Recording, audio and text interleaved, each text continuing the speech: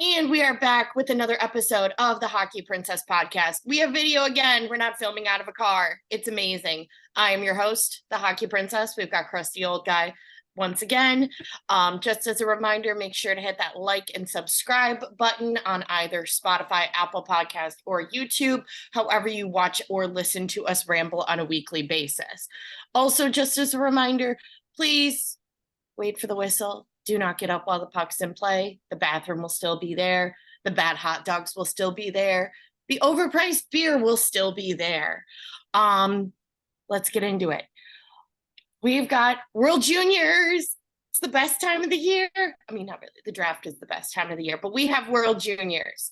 It's still very early. World Juniors started yesterday, but we've still got a little bit of news. Just as a reminder, the Blackhawks have 6 prospects that are in the World Juniors this year. Could be 7, but Canada decided to be stupid. Our 6 are going to be, you've got Sam Renzel, Oliver Moore, and Gavin Hayes over for US. Then you've got Adam Gajan and Martin Misiak for Slovakia. And then you've got, oh gosh, I'm missing one. NASCAR. Can't believe I forgot NASCAR. So those are our 6. So if you're looking for Blackhawk prospects exclusively, it's just going to be the US and Slovakia. US defeated Norway already from 4-1. A lot of highlights of Moore being super fast, even though he was their 13th forward for that roster. He really didn't, which means he was just kind of like an extra guy. But he still looked good. NASCAR got an assist off of Gavin Brindley, which makes sense. They both go to Michigan together. They've got a lot of chemistry playing on the ice already together. And US is fortunate enough. You've got Brindley, you've got NASCAR, you've got, what's the other one? McGroarty. They're all from Michigan. Which makes sense because Michigan's a bit of a powerhouse right now. So a lot of guys that play for Michigan are going to be playing for World Juniors this year.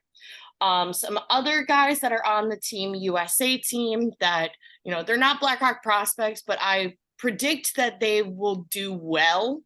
And, maybe they've already been signed or they're going to be coming up into the NHL rather quickly. As I've just said before, McGroarty and Brindley are from Michigan. Brindley was drafted this past year to Columbus Blue Jackets with his buddy Adam Fantilli. He's still playing in Michigan, but give him time. He'll be up there. McGroarty's also been drafted. Snuggerud is typically playing on the first or the second line for USA right now. He is Oliver Moore's line mate when they go back to school in Minnesota. The 2 of them on the same line together in Minnesota is quite entertaining. He's great. I hate to say that he is their powerhouse in Minnesota, but he's definitely one of the top guys that you notice on the ice for University of Minnesota. And then the other one, my personal favorite, which is the Montreal Canadiens prospect, Lane Hutson. I thought he was amazing to watch. Is it called the Frozen Four? Or what's the? It's called the Frozen Four. Frozen Four. I thought he was highly entertaining in Frozen Four last year. Good for Montreal for having a solid defensive prospect in the pipeline because that's definitely been something that they have struggled with for a long time, as most hockey teams do. What else? What else with that game? Nothing with that game. Other big one is Slovakia has now won 2 games so far. They beat the Czech 6-2, and then they had a shutout against Switzerland. Adam Gajan was in net for both of these games. Impressive, incredibly impressive. Yes, they're in World Juniors. Yes, they're small. Yes, it's a different scenario. A shutout is still a shutout in my books. It's still impressive. That's still 60 minutes. You're not letting anything in. I definitely have liked what I've seen so far from Gajan. I think the instincts are there Of course, he's a baby. He's going to take a lot of time. But, if Soderblom isn't it and it's Comesso that's going to be your new number one eventually down the line, I'm not saying anything crazy. Maybe it's Comesso and Guyon. Maybe that is what it could be. I'd be about it. It's possible. It's hard to tell what you get from everybody. So it's goaltenders are even harder. So in 5 years, who knows what you are going to be looking at? As we've talked about here, is you just don't know. You just don't know, but you want to see progress from everybody. Yeah. So how do you say his name? Guyon. Guyon is playing well again in the World Juniors. That's what you take. He's playing really well. And the U. He's also just been playing this well this year too. So yeah, so that's what you want. And again, Comesso and Guyon, time. We want time. We want 3-4 years before they're up with the Hawks. So that's kind of the way it is. And the funny part for the World Juniors, since we've been talking, the Canada score has gone from 6-0 to 9-0. Were they playing against Latvia? Oh yeah. So I found that pretty funny. That's so they're piling it on, but it is what it is. You can't. It's not like you can just take it easy. They don't do that in hockey. I'm sure they don't do that in Canada. The bottom group is getting more minutes, but still, it's a talented bottom group. So I didn't mean to interrupt. Go right ahead there, Hockey Prince. You're good. Back to Slovakia real quick, because I do want to talk about Canada in a second. But for the first game when Slovakia beat the Czechs, Martin Misiak did not have a goal, but he did have a great assist. He logged in a little under 15 minutes of ice time, which I think is huge for a World Junior game. Just a game in itself, a little bit under 15 minutes is still pretty good. I saw a clip of his assist. He's able to get through the puck through two big guys. Krabel and Hanzik, they're not small dudes by any means. And he's able to meander through them and get it to his line mate. So I just thought that was impressive. But Canada. So we don't have any prospects for Team Canada this year. Big sad. Because Canada decided to be stupid and cut Paul Ludwinski, which I'm still not over. But there are still some really big names on the Team Canada roster to note. Either they are, going to be the number one overall draft pick this upcoming draft. They were drafted last year, or they're just names that you want to keep an eye out for. First one, Macklin Celebrini, your number 17. I can almost guarantee he will go number one this upcoming draft unless he decides to absolutely tank and then they pick Cole Iserman instead. But I think, especially with the season Boston has had, I think it's pretty much just a slam dunk for Mac. Whoever wins the lottery wins Celebrini, which I'm kind of banking on it being San Jose, just because we're not going to get it 2 years in a row. No, but we'll have the best chance. So there's always that. But as we learned last year, just because you're in last place doesn't mean that you automatically win the draft. Correct. That is darn true. It really means nothing. Vancouver was a lottery ball away from winning Connor Bedard. So really, your places, they mean a little bit in terms of your chances, but at the end of the day, it's lottery balls. Other guys, Owen Beck is a huge component for Team Canada. Crusty old guy's favorite, who got an assist against Finland. That is your Denton Matichuk.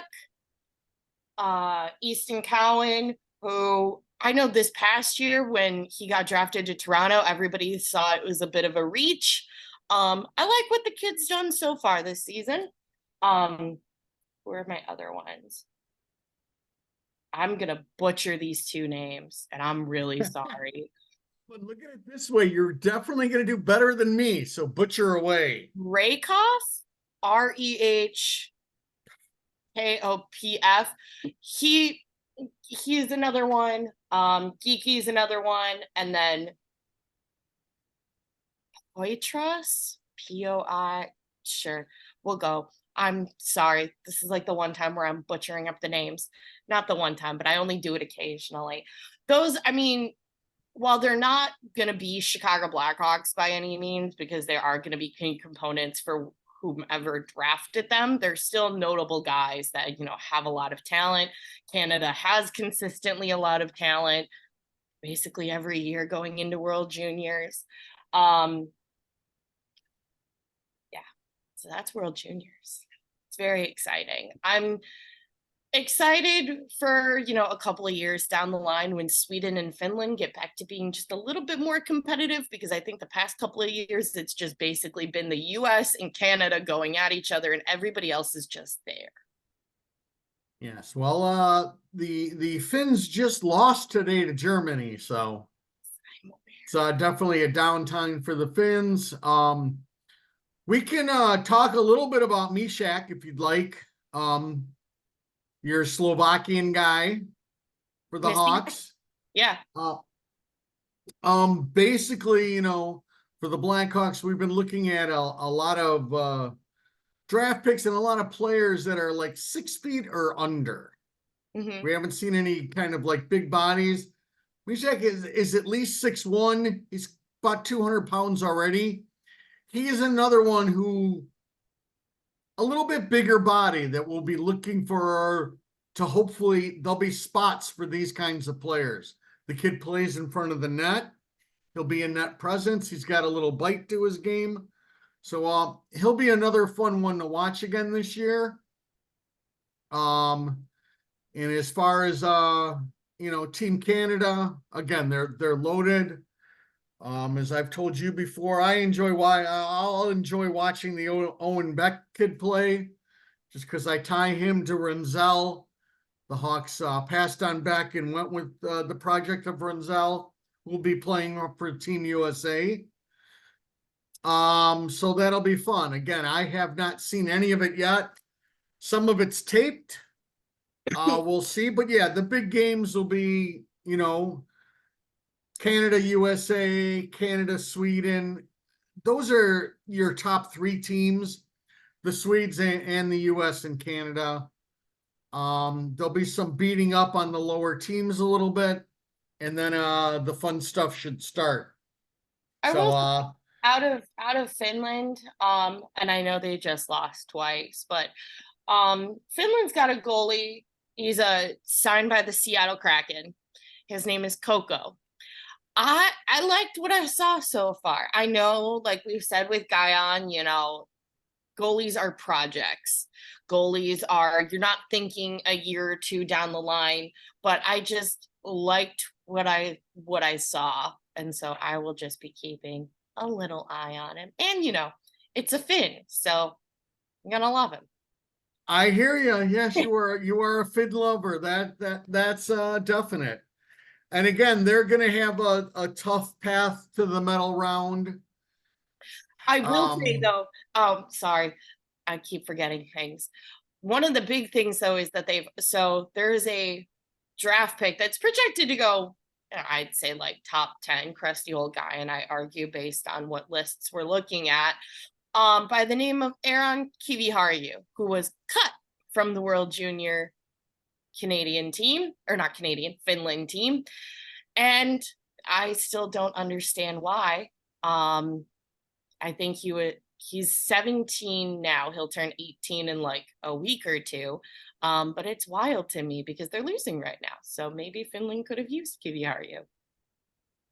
It's possible, but it's the way most of these junior teams play out. The US did the same thing. You look at the basically the number 2 pick that they're figuring in the draft. Yeah, Eiserman. He did not make Team USA. Basically because they like their 19-year-olds. It's an under 20 program. There's not a lot of 17-year-olds, like we used to talk about how Kane, you see all these people like the Beacon of Hope come in and play right away. It doesn't happen a lot. Definitely. There's also not a lot of people like the Beacon of Hope that come in as a 17-year-old and play on a World Junior team, period. So that I would assume that is the main reason. I just know it was They'll a bit both, of a shocker. yeah, they'll both be there next year, and they also have the year after that to be there. Um, so that's the other thing. These teams are also set up where they want the older kids. They're just a little bit more mature. They're bigger. Of course, some of your high-end talent might make it, but for the most part, they're going to go with the older kids. And that's basically all that is with him. It doesn't mean he's got no game. The other guy from the US doesn't mean he has no game. It's just you're looking for the best way to put everything together. And Team USA is loaded. Yeah. And they have a lot of people that play together. Either through the developmental program, which is your Lepard and your other guys all on one line. You've got a bunch of guys who play on Michigan who are all playing together. So it's just, it wasn't in the cards for the guy who's they're figuring to go number 2.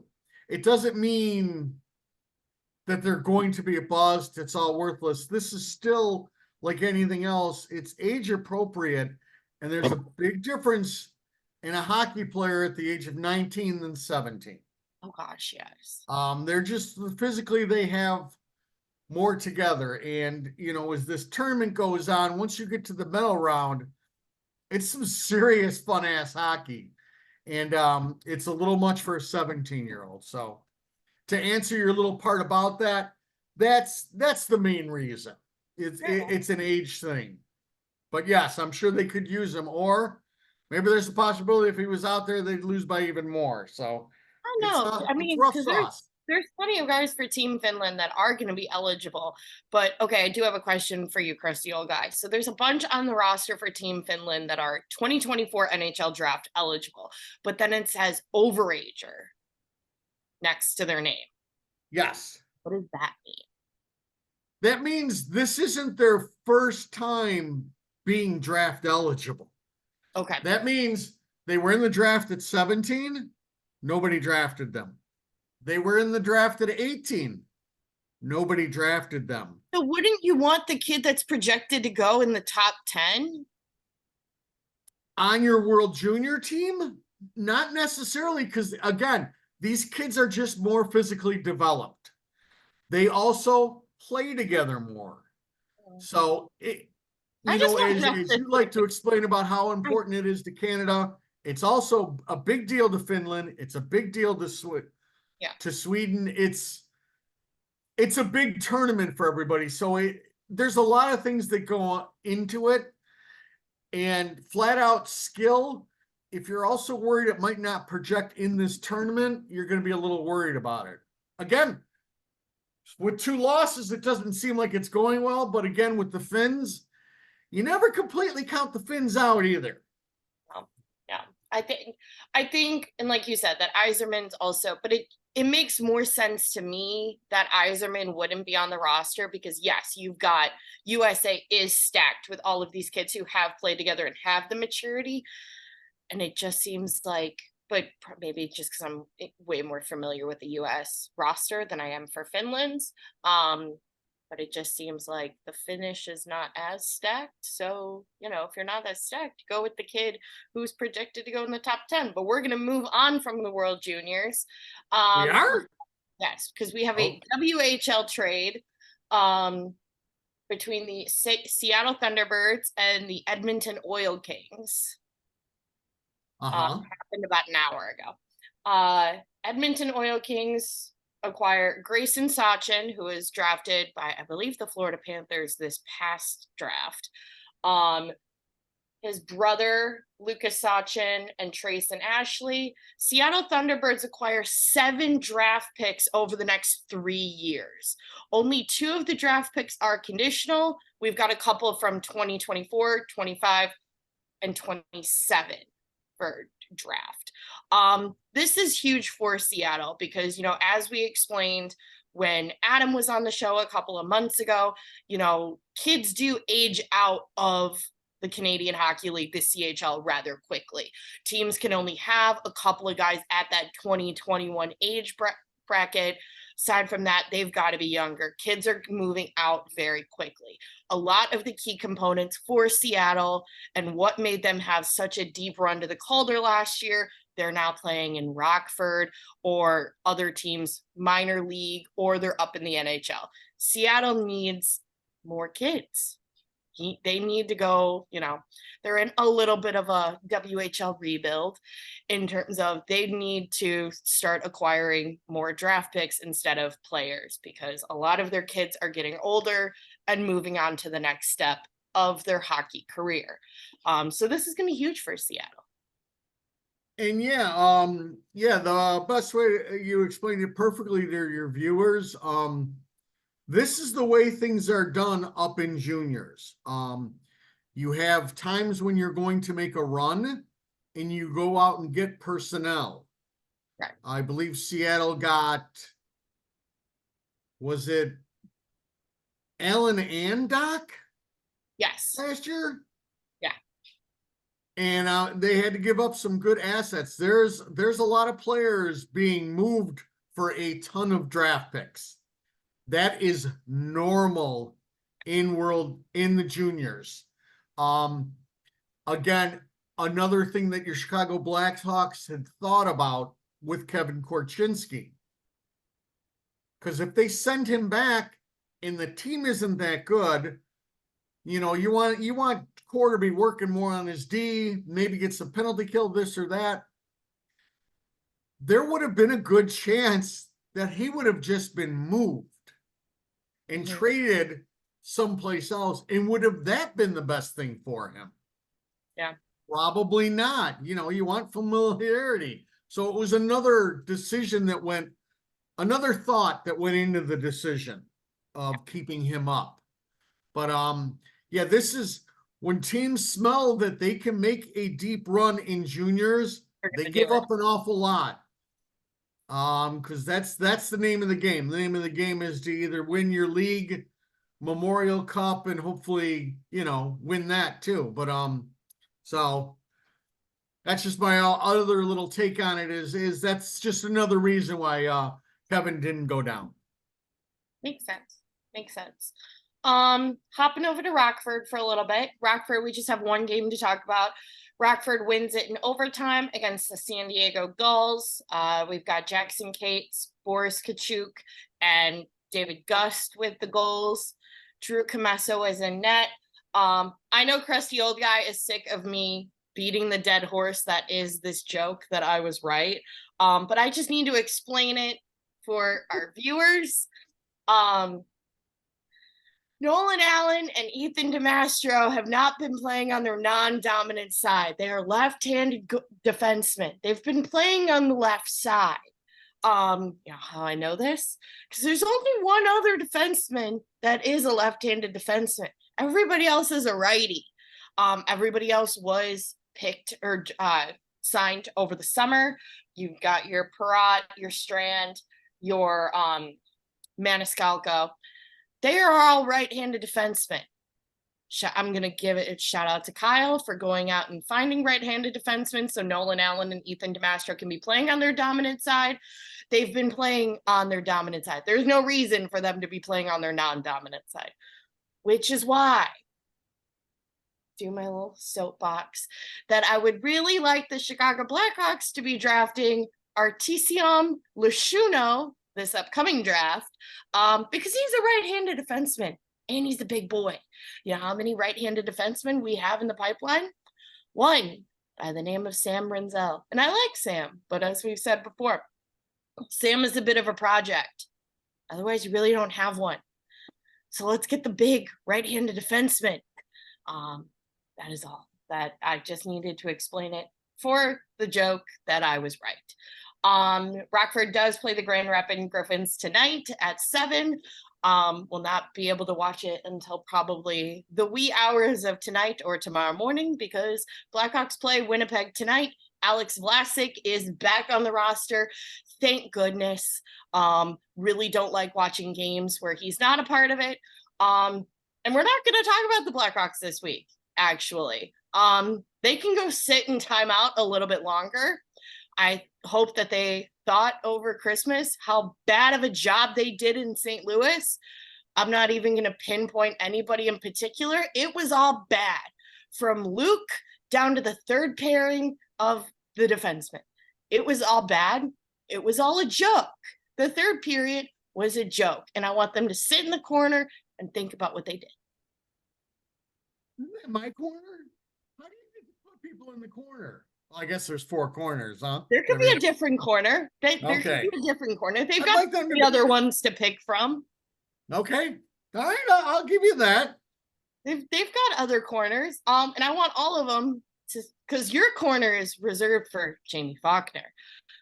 The rest of them can Well, go to no, the whole rest of the team's in my corner too, so. Fair enough. Fair enough. But yeah, it was bad. It was really bad. I hated it. It was so bad. Anyway, moving on, because I'm just gonna move on. Yeah, because I don't want to talk about it. You play this bad, I'm not even going to critique your badness. But they beat Colorado. Yeah. With nothing still? There was the next game. You should focus on the next game. You lost when you were up 5-2 in St. Louis playing against Jordan Binnington. You gave Jordan Binnington a win in regulation. You need to sit for a week on that. Obviously, these closed door meetings, these Boy Scout meetings being led by Nick Foligno aren't really doing anything. They're a joke. You know, I got you to talk about it a little bit more. See? Yeah. Uh-huh. Yeah. Yeah. Yeah. All right. I could rant about it for 30 minutes. We're passing it. They don't get to be talked about. That's their punishment. Yeah. Whatever kind of parenting you need to do with this team. Fair enough. Fair enough. We're going to talk about the entire rest of the NHL instead. Well, not really. We're going to talk about the Western Conference. So Krusty Old Guy and I made our predictions about the Central Division and the Pacific Division over the summer. We're going to use this time to kind of, how wrong were we? How right were we with the next, half hour that we have. So let's do me complaining about how bad the Blackhawks are. Now we're going to complain about how bad my predictions are. Yeah. I don't like that. I'd rather complain about somebody else. Your predictions were a little bit better than mine. So hooray for me. Hooray for you. At the bottom, so these are the actual standings for right now. Dallas is at number 1, followed by Colorado, followed by Winnipeg, followed by Nashville, Arizona, St. Louis, Minnesota, and then rightfully so, the Chicago Blackhawks at the bottom. We'll go with our predictions collectively. Collectively, we had Arizona at the bottom. I think most of the NHL has been certainly surprised by Arizona's performance so far this season. Good for them. They've been in a real struggle, drought, whatever bad word you want to attach to a season. They've had it for the past couple of years. So good for Arizona for not being last place for once. Yeah, well, there's still time to be second to last place. Arizona is got 36 points. Minnesota has 34. So they're very close to second to last also. They've had a good start to the season though. Unfortunately for Arizona, basically they're a good home team, and on the road there's a lot of struggle. So they really like playing in that tiny building. We'll see if that lasts for them. Yeah. Second to last, we had collectively Chicago. Maybe by the end of the season, they'll be not going to happen. There is no way we get out of last place. Not going to happen. They are already, look at this. They are already 13 points behind Minnesota, who's in 7th. Minnesota is only 10 points behind the top ranked team in the conference. That tells you exactly how massive that gap is. Yeah, we're awful. So awful. Yes. So awful.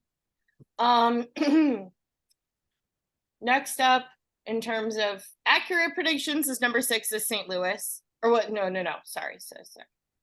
The actual number 7, so we guessed Chicago. The actual number 7 right now is Minnesota, which is, I'm going to do I was wrong, because I had Minnesota at 2, because I loved watching them in the playoffs last year. They have really wet the bed, and I'm sad.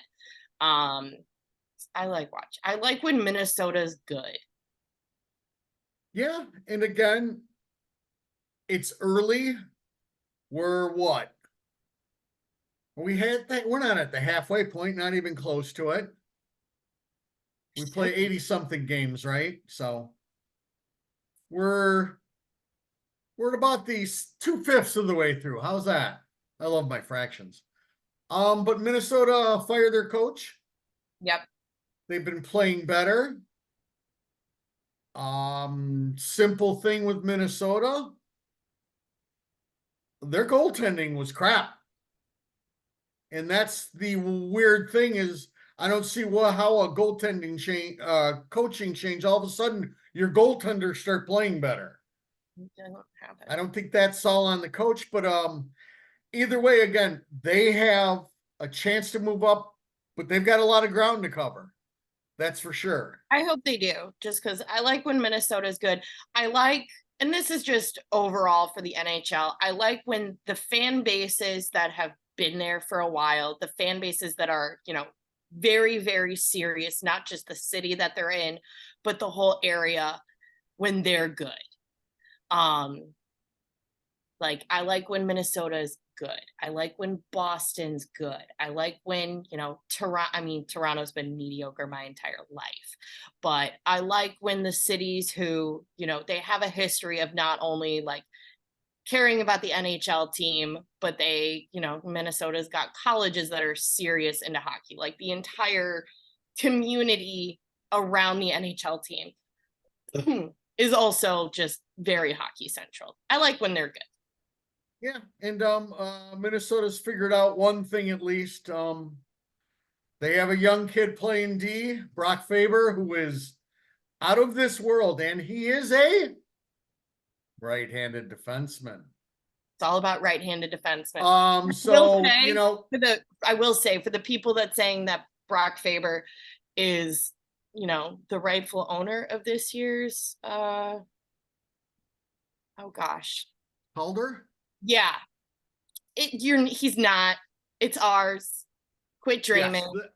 It's Connor's. Speaking, but Faber is a phenomenal young talent. I don't know how they're almost a little bit like Nashville. They might even be bypassing Nashville. I don't know how they get this unbelievable defensive talent, but they've got another real good one again. So, all right, and then 6. I had St. Louis.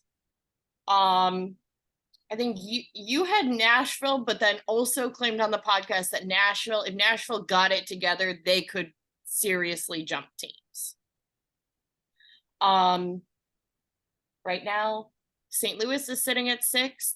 I had great enjoyment when the St. Louis fans were booing Kyrou, as they should. When your players are not playing to their potential and you've been paying them a stupid amount of money for not doing well, yeah, let them know that you're upset. Just because they're an all-star and they get paid a lot of money doesn't mean that they get to, get off the hook in terms of, I really don't need to play like 100% all the time. That's some Trevor Zegras mentality. I don't like it. St. Louis did have a coaching change. We'll see how that goes for the rest of the season as well. Any comments on St. Louis? Well, again, when we talked about this, now that I'm starting to remember all of it, it's starting to come back to me. there's that whole group that was all lumped together between Nashville, St. Louis, and Minnesota. Yeah. It was St. Louis Nashville. again. It was Nashville, St. Louis, and Winnipeg because we both have Yes. Minnesota in the top three. And only one of those teams has made it outside the pack. St. Louis is an okay team. They're not great. They don't have anything great. They've got the Kyrou and Thomas who are being paid a lot of money. They've got problems because their cap, they have a cap problem too, and a bunch of defensemen that are aging that they can't trade because of all their no trade clauses. Besides that, this is where we figured they'd be. So, All right. 5, I had Nashville. You had Winnipeg. 5 is where Arizona is sitting currently. Like we said, good on Arizona for not being dead last. Both of the ones that we had for number 5 are ahead of the number 5 slot. okay. So, yeah. We already talked about Arizona, right? So, Sitting at the actual number 4 is going to be Nashville. I had Winnipeg, and you had St. Louis. I have nothing nice to say about that team. So I have no comment about Nashville sitting 4th and we are sitting 8th. I can't wait for the day when that is in reverse. I physically think I will be sick if I have to say something nice about the they're playing well. They play well every game. They give themselves, yes, they give themselves a chance to win every game. Something we have no idea about. So, again, yeah, I hate the Fang people, but I'll give them some props. Saros is a very good goaltender. As I've told you many times, I am a huge Philip Forsberg fan. Huge. He's a player that delivers. He's always delivered. Just hasn't never had a lot of talent around him. But again, can they make a push for a playoff? Gosh, I hope The way not. they're playing, it's possible to get the second spot. Sure, second wild card. But that's all I'll say about Nashville. I think my only exception for Nashville is Ryan O'Reilly. Well, yes, and we're both huge fans of O'Reilly. Like, no matter what team, like, I hate that he's in Nashville right now, but he is just a hell of a hockey player, regardless of what team that he's on. But all right. So number 3 on the actual standings is Winnipeg.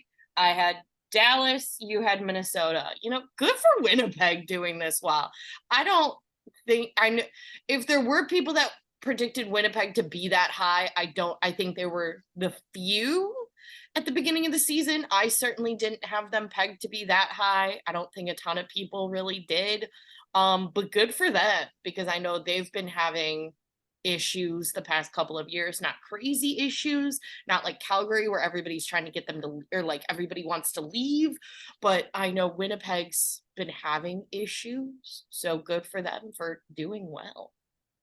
Yeah, they their top 2 players were supposedly going to be traded, weren't going to be signed. Whoop, they went out and signed them, said we're committed to you guys. We're committed to the rest of the group. Their trade with the LA Kings has proven to be very good for them. Mm-hmm. Players that came from LA are fitting in nicely. They have a ton of talent that just never seems to get over the hump, but they've also got a incredible goaltender. So, yeah, good on them. They've played really well. They've been a tough out for anybody. In the division, they have the best goals against differential of 27.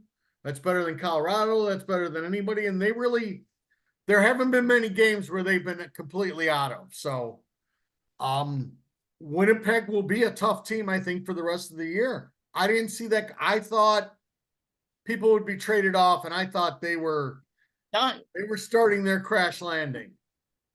Not the case. No, not the case. Good for them.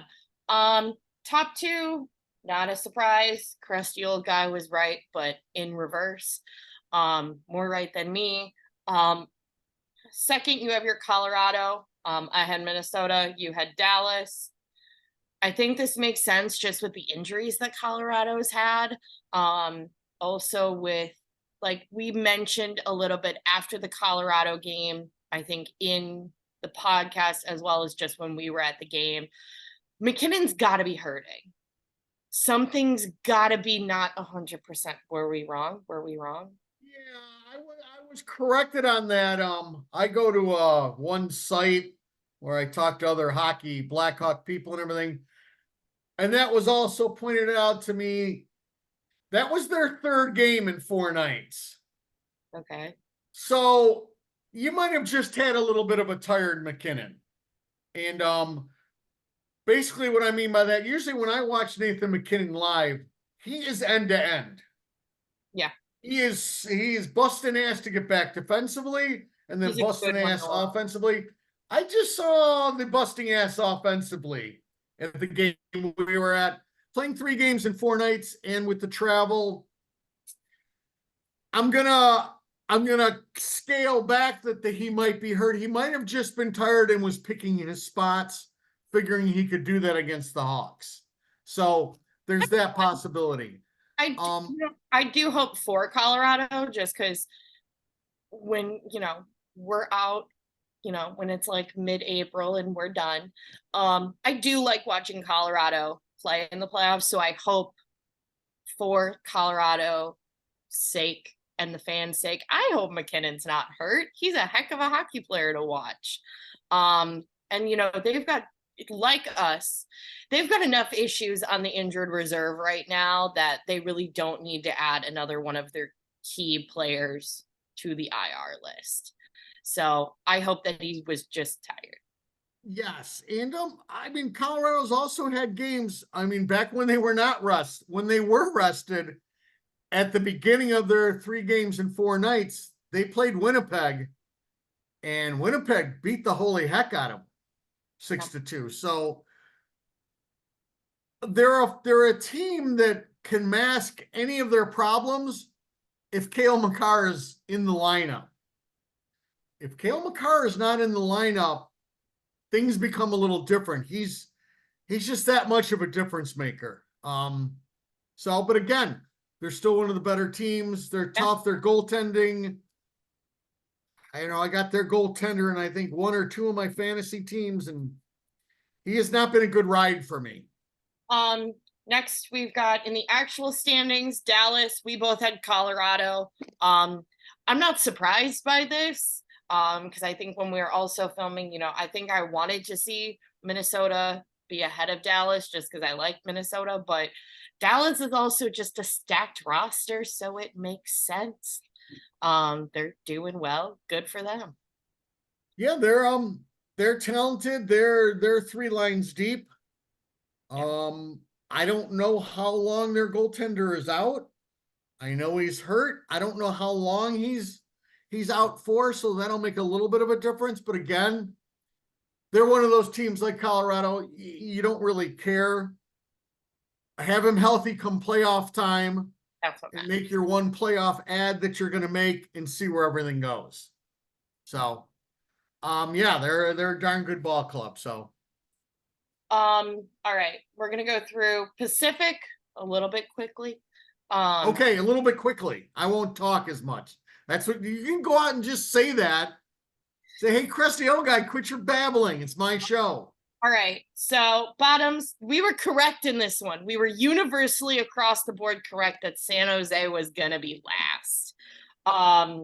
They will probably get Mac in the lottery, maybe.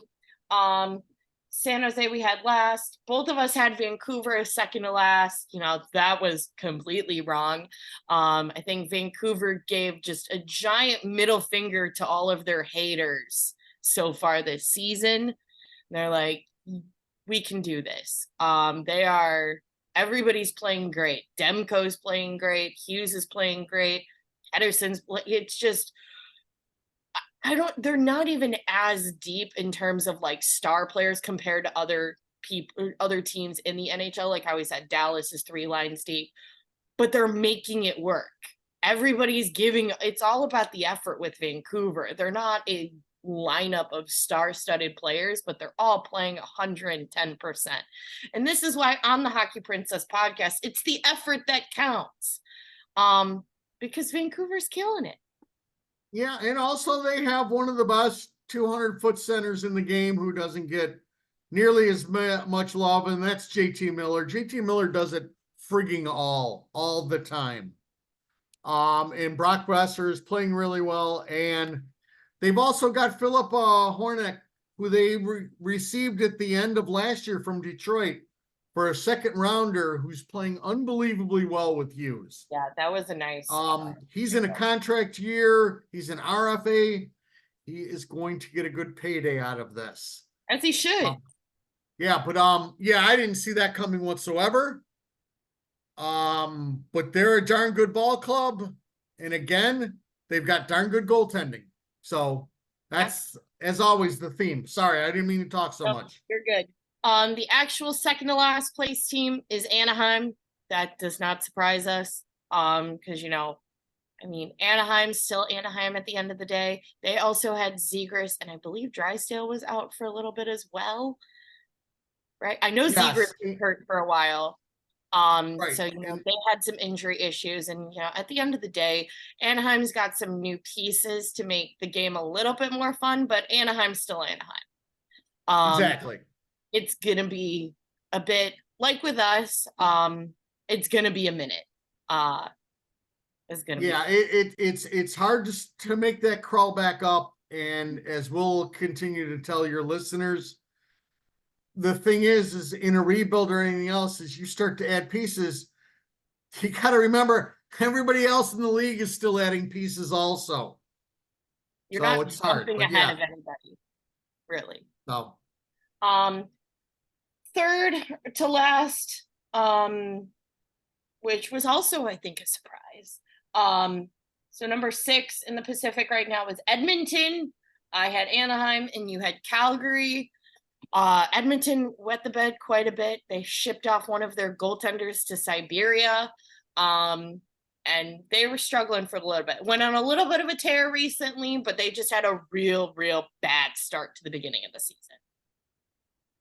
I mean, I think they'll make the playoffs. I don't know exactly how. They have Jack Campbell that I don't know. That's somebody whose contract is so awful, I don't even know if we take him. Yeah. With first round draft picks given up. So they've got a big problem with that. And again, that's a warning to the whole league. You don't take flyers on that guy who plays one good year and think, oh my gosh, especially anybody can play one good year in some form of a system. So, right. But they'll correct it enough to make the playoffs. Well, corrected enough to make the playoffs, but as we talked about during the Colorado game, you have McDavid, you have Draisaitl. That is incredible, unbelievable.